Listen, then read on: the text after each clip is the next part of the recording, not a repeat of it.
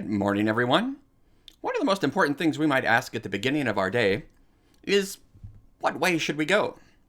Maybe that's a question not so much just for one day, but for all of our life.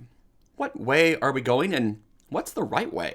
What's the right way to live? And if we really know what we want, and if what we want is life and happiness, what's the way to find that? Well, in our gospel today, Jesus gives a criticism of those who are trying to find their way by asking others. Now, that seems pretty logical. If we want to find our way, might we ask other people, hey, how do I find life? How do I find happiness? The problem is, if we ask other people around us, sometimes they don't know any better than we do, and they're just as lost as the rest of us. Today, Jesus in the gospel talks about those who would look to public opinion to help them find their way. He tells an interesting story. He says, to what shall I compare this generation? It is like children who sit in marketplaces and call to one another, we played the flute for you, but you did not dance. We sang a dirge, but you did not mourn. In other words, these people in the gospel are criticizing those who don't seem to follow popular opinion. We played the flute, a happy instrument, but you didn't dance like a happy person. We played a dirge, a sad song, and yet you did not mourn. And he says that this is the same thing that popular opinion got wrong with everybody. John the Baptist, he was fasting. He wasn't eating or drinking. Remember, he's eating locust and wild honey? Well, they say, well, he must have a demon because it's not good for people to fast. That's stupid. But then Jesus comes and, well, he's not only not fasting, he's having parties with sinners and tax collectors. And they say, well, that's not good. He's a drunkard and a glutton. You just can't win. And that's really perhaps the best lesson to learn, that if you look to other people and popular opinion to find, well, what's the right thing to do? If you're looking for the praise of others as the way to go, it's hopeless. You'll never dance at the right time or mourn at the right time. You'll never be happy enough for the right people or sad enough for the right people. You just won't be able to please, well, not only not all the people all the time, you really can't even please some of the people most of the time. Most people are really not the way to go. So what is the way?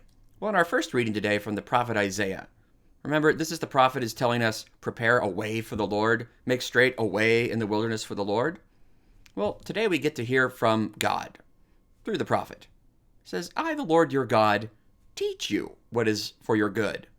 I lead you on the way you should go. God says, I know the way. Follow me. Don't follow society. Don't follow popular opinion. Follow me. I know the way. What if we follow God's way? We might think, well, yeah, we know what God says, but that's hard. Does that really lead to life? If I follow God's way, is it going to take all the fun out? Wouldn't it be better to dance and even mourn at the times that society says? Isn't that easier and more fun?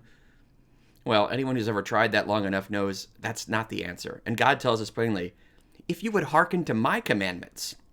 You mean all those hard, painful rules that just take our fun away? Yeah, those little instructions for our happiness God gives us. If you would hearken to my commandments, your prosperity would be like a river.